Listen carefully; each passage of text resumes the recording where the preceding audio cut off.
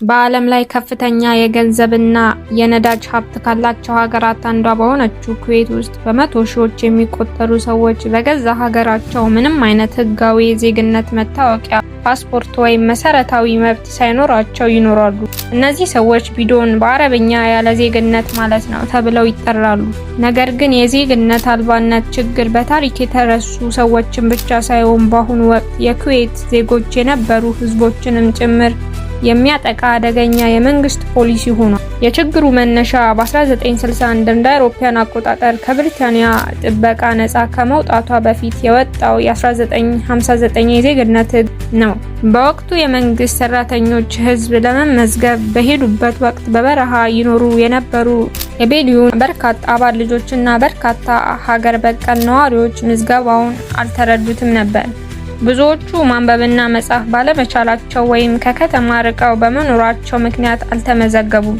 መንግስትም ሂደቱን ተደራሽ ባለማድረጉ የተነሳ በሺዎች የሚቆጠሩ ተወላጆች ያለምንም ሰነድ ቀሩ። ይህ የመጀመሪያው አስተዳደራዊ ክፍተት የዛሬው ትውልድ ዜግነት አልባ እንዲሆን መሰረት ጥሏል። እስከ 1980ዎቹ አጋማሽ ድረስ ቤዱኖች በኩዌት ጦር፣ ፖሊስና የመንግስት መስሪያ ቤቶች ውስጥ በሰፊው ያገለግሉ ነበር። ነገር ግን በ1985 እንደ አውሮፓውያን አቆጣጠር በኢራን ኢራቅ ጦርነት ወቅት እና በ1990 እንደ አውሮፓውያን አቆጣጠር የኢራቅ ወረራ ከተከሰተ በኋላ የኩዌት መንግስት አመለካከት ተቀየረ። መንግስት ቤዱኖችን እንደ የደህንነት ስጋት ማየት በመጀመሩ ከወታደራዊና ከመንግስት ስራዎች አባረራቸው።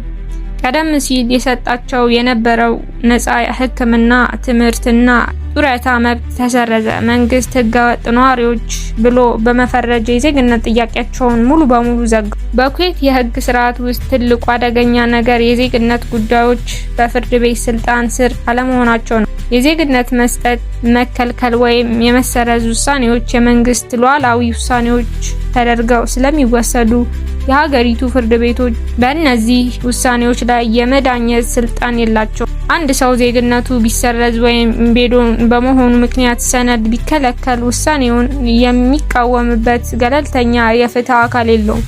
ሙሉ ስልጣኑ ያለው የሀገር ውስጥ ሚኒስቴር እጅ በመሆኑ ግለሰቦች ያለምንም ህጋዊ ጥበቃ ለአስተዳደራዊ በደል የተጋለጡ ናቸው። መንግስት የቤዱኖችን ጉዳይ ለመቆጣጠር የመደበኛ ያልሆኑ ነዋሪዎችን ሁኔታ የሚከታተል ማዕከላዊ ኮሚቴ የተባለ አካል አቋቁሟል። ይህ አካል ለቤዱኖች የሚሰጣቸውን ጊዜያዊ መታወቂያዎችን ይቆጣጠራል። ኮሚቴው ቤዱኖች የሌላ ሀገር እንደ ኢራቅ፣ ሶሪያ ወይም ሳውዲ አረቢያ ዜግነት እንዳላቸው የሚያስገድዱ ሰነዶችን እንዲፈርሙ ከፍተኛ ጫና ያደርጋል። ሰዎች መታወቂያ ለማደስ ወይም ልጅ ለማስመዝገብ ሲሉ የሌላቸውን የውጭ ሀገር ዜግነት አምነው እንዲፈርሙ ይገደዳሉ። አንዴ ይህን ከተቀበሉ ደግሞ ኩዌት እንደ ውጭ ሀገር ዜጋ በመቁጠር ከሀገር ልታወጣቸው ትችላለች። በኩዌት ህግ መሰረት ዜግነት የሚተላለፈው በአባት በኩል ብቻ ነው። አንዲት ኩዌታዊት ሴት ዜግነት አልባ ወይም ቤዶን የሆነ ወንድ ብታገባ ልጆቿ የኩዌት ዜግነት የማግኘት ህጋዊ መብት አይኖራቸውም። ወላጅ አባት ቢሞት ወይም ቢፋቱ እንኳን እናትየው ዜግነቷን ለልጆቿ ማስተላለፍ አትችልም። ይህ ህግ ህፃናት ከተወለዱበት ቀን ጀምሮ ያለምንም ጥፋታቸው የመብት አልባነት ህይወት እንዲኖሩ ይፈረዳል። መንግስት የዜግነት አልባነትን ችግር ለመፍታት ከተጠቀሟቸው አደገኛ ስልቶች አንዱ የውጭ ሀገር ፓስፖርት የመግዛት ስልት ነው። መንግስት እንደ ኮሞሮስ ደሴቶች ካሉ ድሃ ሀገራት ጋር በመነጋገር ገንዘብ በመክፈል የዚያች ሀገር ፓስፖርት እንዲዘጋጅ አድርጓል። በመቀጠልም ቤዱኖች የኮሞሮስ ደሴት ፓስፖርት ከወሰዳችሁ ህጋዊ የመኖሪያ ፈቃድ፣ የስራና የህክምና መብት እንሰጣቸዋለን በማለት አታለዋል። በሺዎች የሚቆጠሩ ሰዎች የተሻለ ህይወት ፍለጋ ይህንን ፓስፖርት የገዙ ቢሆንም ከጊዜ በኋላ ግን ፓስፖርቶቹ ህጋዊ እንዳልሆኑና መንግስት የገባላቸውን ቃል ሳይጠብቅ እንደ ውጭ ሀገር ዜጋ ሊያባረራቸው እንደፈለገ ተረድተዋል። በኩዌት ዜግነት አልባ መሆን ማለት ሙሉ በሙሉ ከማህበራዊ ህይወት መገለል ማለት ነው። ዜግነት አልባ የሆኑ ሰዎች የሚከተሉትን መሰረታዊ መብቶች ይከለክላሉ። የልደትና የጋብቻ ሰነዶች፣ ልጅ ሲወልዱ ህጋዊ የልደት ሰነድ አይሰጥም። ትምህርትና ህክምና፣ በመንግስት ነፃ ትምህርት ቤቶችና ሆስፒታሎች የመጠቀም መብት የላቸውም። ስራና ሀብት ማፍራት፣ በህጋዊ መንገድ የመስራት፣ የባንክ ሂሳብ የመክፈት፣ ቤት ወይም መኪና በስማቸው የመመዝገብ መብት የላቸውም።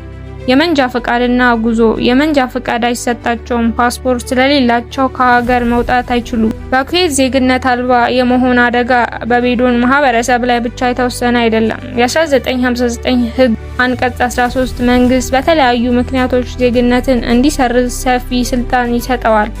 መንግስት ለሀገር ደህንነት ስጋት የሆኑ፣ በሙስና የተጠረጠሩ ወይም የፖለቲካ ተቃውሞ ያቀረቡ ግለሰቦችንና የቤተሰቦቻቸውን አባላት ዜግነት በመሰረዝ እንደ ቅጣት ይጠቀምበታል።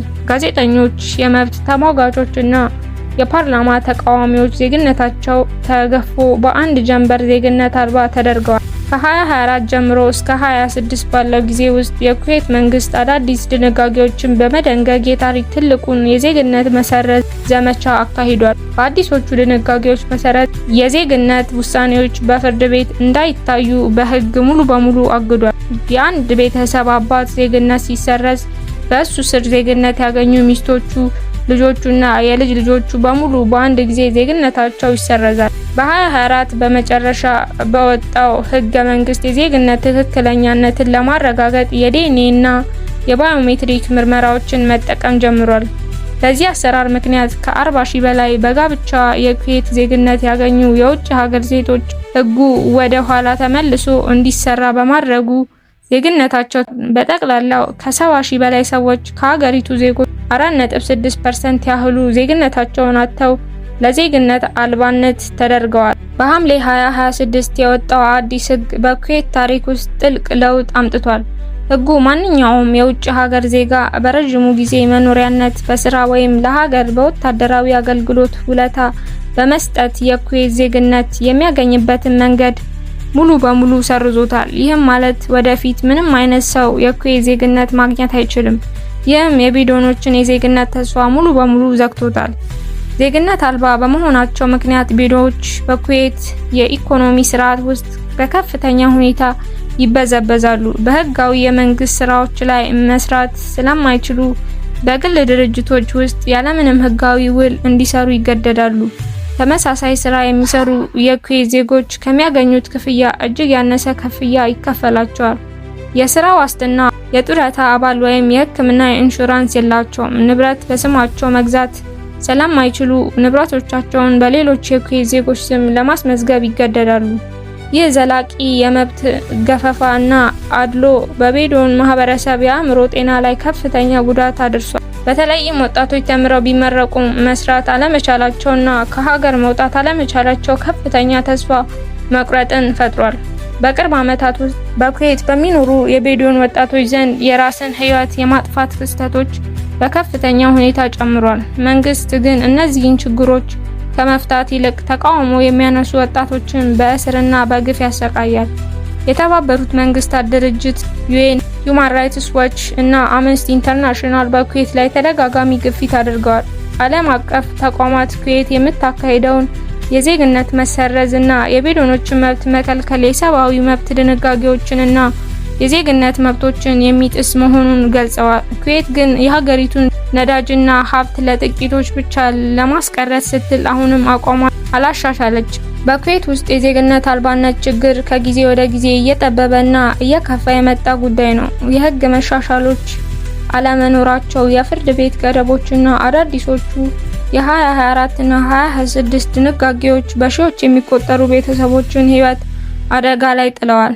ይህ ሁኔታ በዓለም አቀፍ ደረጃ በትልቁ የሚኮነንና የበርካታ ትውልዶችን ህይወት ያበላሸ የሰብአዊ መብት ቀውስ ሆኖ ቀጥሏል። ስለዚህ ጉዳይ የእርሱ አስተያየት ምንድነው? በኮሜንት መስጫው ላይ ያካፍሉን። ቪዲዮውን ከወደዱት ላይክ ማድረጉን አይርሱ። ለቻናላችን አዲስ ከሆናችሁ ሰብስክራይብ በማድረግ የቻናላችን አባል ይሁኑ። ስለተከታተላችሁን እናመሰግናለን።